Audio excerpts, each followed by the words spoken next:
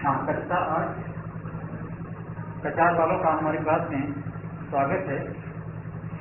आज हम आपको दूसरा अध्याय पढ़ाएंगे। पीछे जो वीडियो आपको गया उसमें भी आपको दूसरा अध्याय का ही पाठ पढ़ाया गया था। क्योंकि यह लंबा पाठ है, इसलिए जो है इसमें हम करीब तीन वीडियो तो बनाना ही पड़ेगा। तो अब आगे देखें, आपने देखा था व्यापार से युद्ध तक, जिसके पीछे जो बार आपने पढ़ा था व्यापार से युद्ध तक।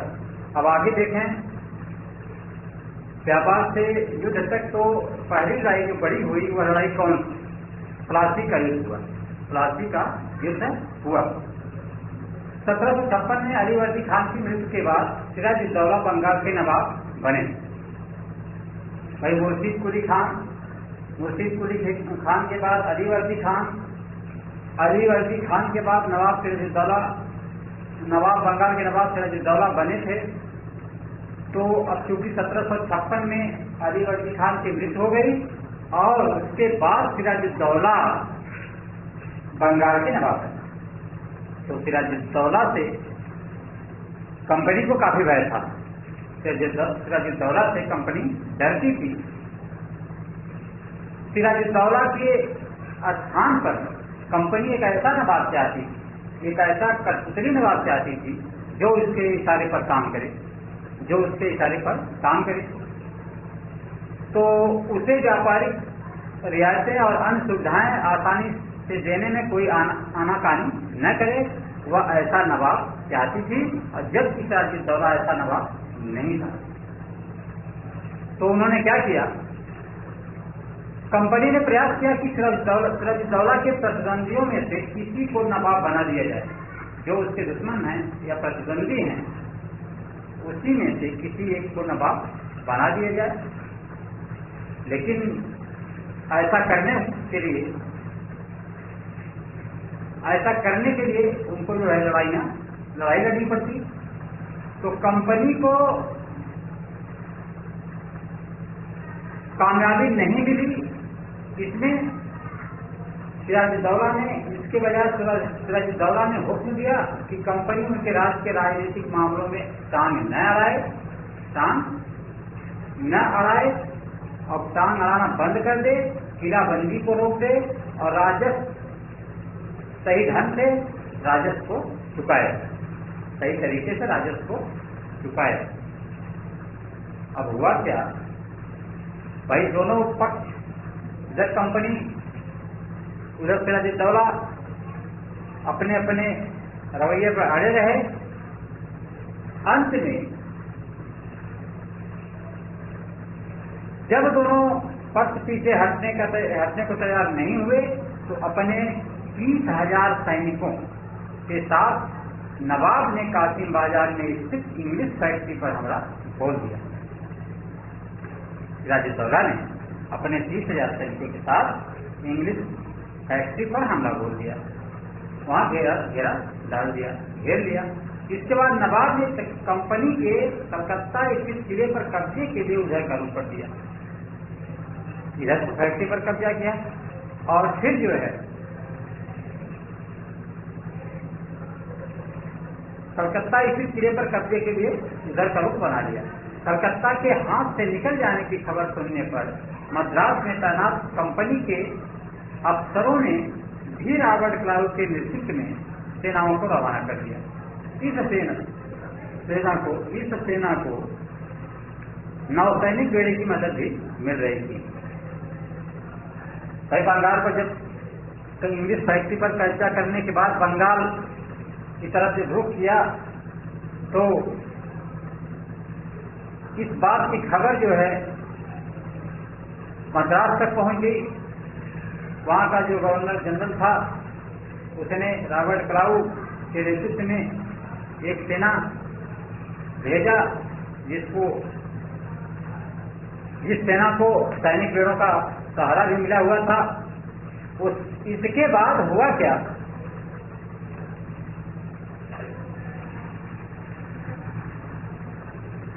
इसके बाद नवाब के साथ लंबे समय तक सौदेबाजी चली। जब रॉबर्ट क्लाइव यहाँ पर आया बंगाल में तो यहाँ पे सौदेबाजी होनी शुरू हो गई। लेकिन 1757 में रॉबर्ट क्लाइव ने प्लासी के मैदान में सिराजुद्दौला के खिलाफ कंपनी की सेना का नेतृत्व किया। 1757 56 में अली वर्दी खान की मृत्यु हुई थी। आप डेट को भी थोड़ा सा ध्यान में रखते जाएंगे। 1757 में अली वर्दी खान की मृत्यु हुई, सिराजुद्दौला नवाब बने। तो 1757 में रॉबर्ट क्लाइव ने प्लासी के मैदान में सिराजुद्दौला के खिलाफ कंपनी की सेना का नेतृत्व किया। का सेनापति रहा रॉबर्ट क्लाइव। तो नवाब सिराजुद्दौला की हार का एक बड़ा कारण उसके सेनापति में से एक सेनापति मीर जाफर की कारगुजारी थी। नवाब का जो सेनापति था मीर जाफर, उन्होंने धोखा किया, उसने धोखा किया, सगा कमाया सिराजुद्दौला का, और जिसके कारण जो है सिराजुद्दौला की सेना हार गई। सिराजुद्दौला हार गए। मीर जाफर की टुकड़ियों ने इस युद्ध में हिस्सा नहीं लिया। रॉबर्ट क्लाइव ने यह कर उसे उसके साथ मिला दिया था कि सिराजुद्दौला को हटाकर मीर जाफर को नवाब बना दिया जाएगा। जो सेनापति साथ नहीं दिया सिराजुद्दौला का, अंग्रेजों ने उनको बाका फैसला लिया था कि अगर इस लड़ाई में हम जीतते हैं और तुम साथ मत दो, तो जीतने के बाद हम तुमको जो है बंगाल का नवाब बना दें। इसी लालच में मीर जाफर ने लड़ाई अपनी सेनाओं का नेतृत्व नहीं किया। अब देखिए आगे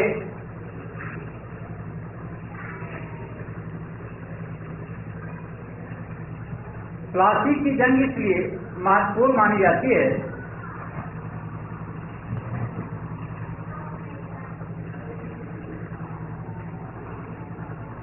क्योंकि भारत में यह कंपनी की पहली बड़ी जीत थी। कंपनी की सबसे पहली बड़ी जीत थी। प्लासी की जंग के बाद सिराजुद्दौला को मार दिया गया और मीर जाफर नवाब बने। कंपनी अभी भी शासन की जिम्मेदारी संभालने को तैयार नहीं थी। उसका मूल उद्देश्य तो व्यापार को फैलाना था। अगर यह काम स्थानीय शासकों की मदद से बिना लड़ाई लड़े ही किया जा सकता था, तो किसी राज्य को सीधे अपने कब्जे में लेने की क्या जरूरत है। यहाँ पर अंग्रेज व्यापारी व्यापार करने के लिए आए थे, न कि शासन करने के लिए। लेकिन आगे देखें, जल्दी ही कंपनी को एहसास होने लगा यह रास्ता भी आसान नहीं है, यह रास्ता भी आसान नहीं है। कठपुतली नवाब भी हमेशा कंपनी के इशारे पर नहीं चलते थे। आखिरकार उन्हें भी तो अपनी प्रजा की नजर में सम्मान और संप्रभुता का दिखावा करना पड़ता था। तो फिर कंपनी क्या करती? अरे जब मीर जाफर ने कंपनी का विरोध किया तो कंपनी ने उसे हटाकर मीर कासिम को नवाब बना दिया। जब मीर कासिम परेशान करने लगा तो बक्सर की लड़ाई 1764 में हुई, और 1764 की लड़ाई में बक्सर की लड़ाई हुई, उसको भी हराना पड़ा। उसे बंगाल से बाहर कर दिया गया मीर जाफर को, और मीर जाफर को दोबारा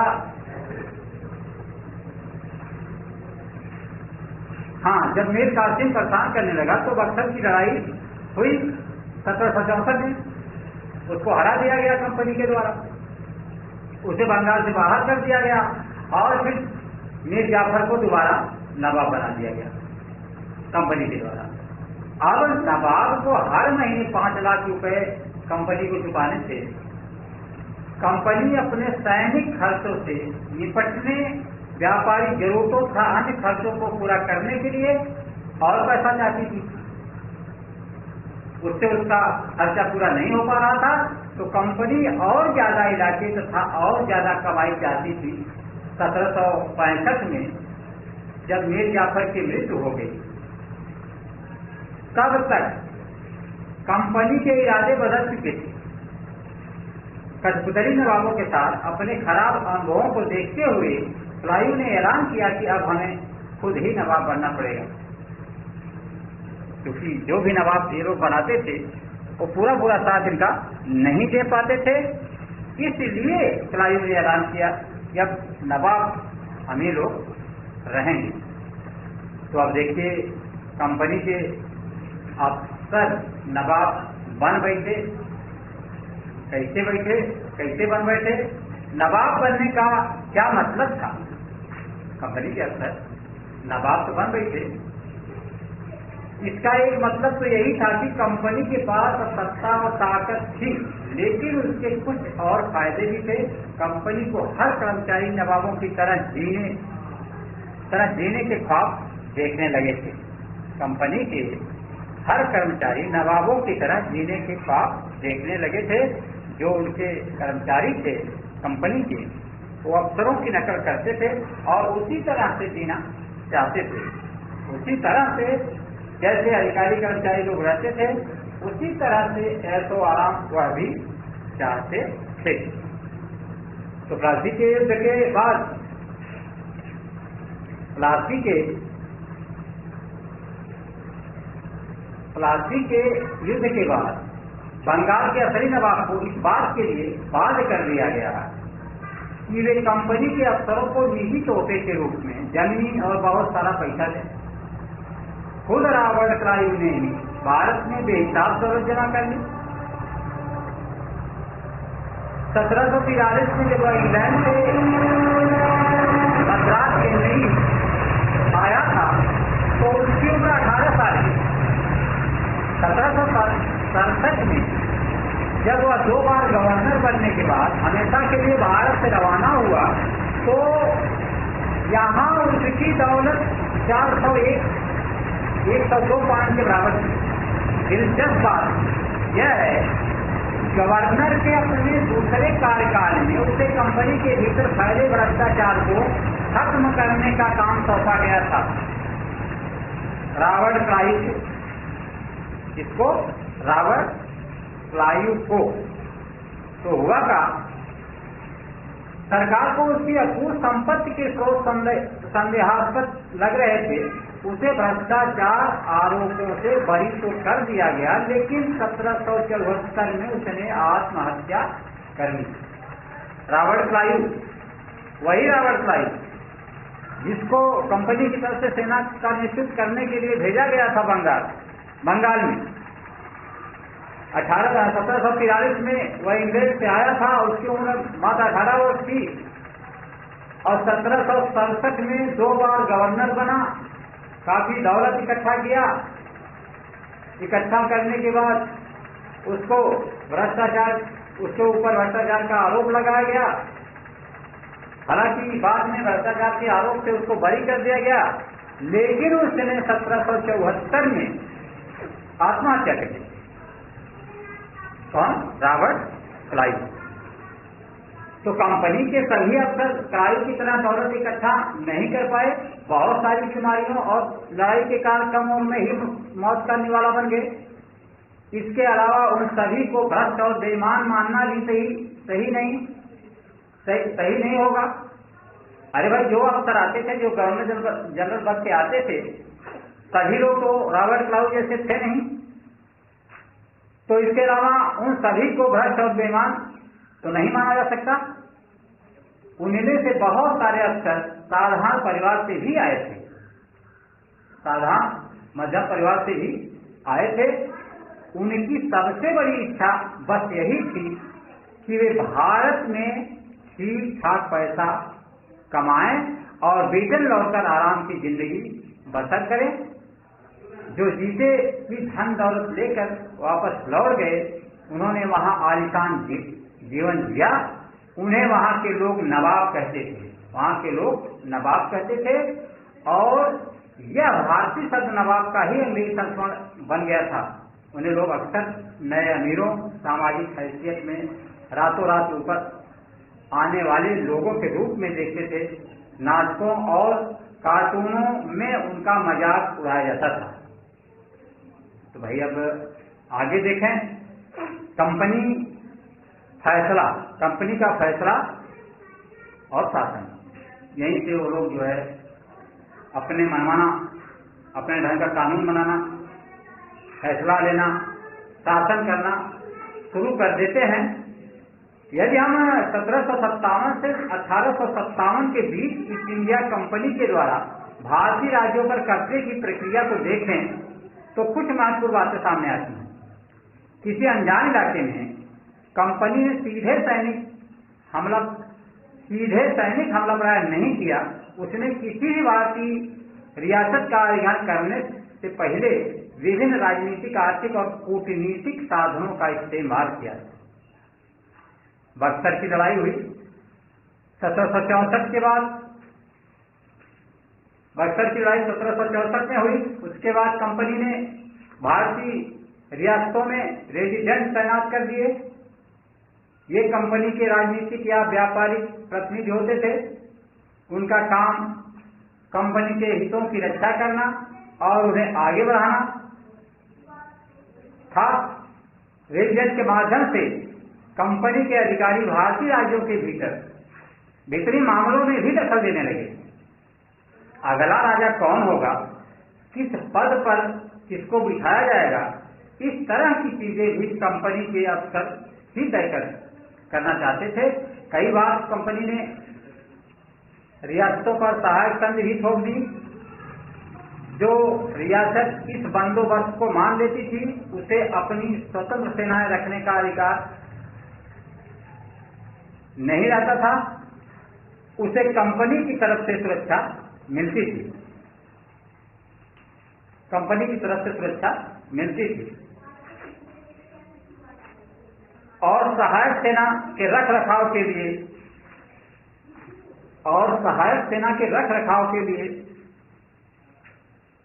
वह कंपनी को पैसा देती थी। अगर भारतीय शासक रकम अदा करने में चूक जाते थे तो जुर्माने के तौर पर उनका इलाका अपने कब्जे में ले लेती थी कंपनी। उदाहरण के लिए, जब रिचर्ड वेलेस्ली गवर्नर जनरल बन के आया, जो 1798 से 1805 तक था, उस समय उस अवध के नवाब को